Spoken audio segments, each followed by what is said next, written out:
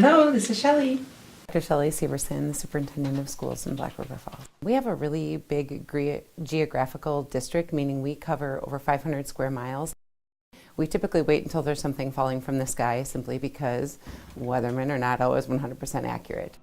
There are actually 3 of us that head out early in the morning that start driving around. I have a series of other superintendents in our region that we start texting each other very early. Have you been out? What do the roads look like in your area? When it comes to kids that are driving to school, we feel like that is largely a decision of the parents, whether they are comfortable letting their child drive themselves to school or not.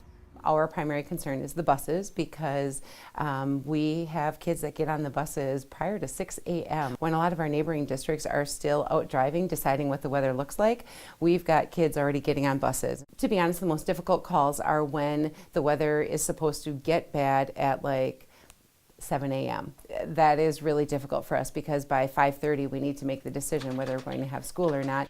Last year we thought, and it was just supposed to be light snow first and then leading into something worse, and so we brought the kids in. By the time we had kids on the buses, it was already ice falling from the sky, and the second the buses were here, we wanted to turn them around and get them back. But honestly, it is not an exact science. And so I kind of tease that weathermen can be wrong 50% of the time and still keep their job. And so when we have to rely on weathermen to make our decision, that makes it very difficult.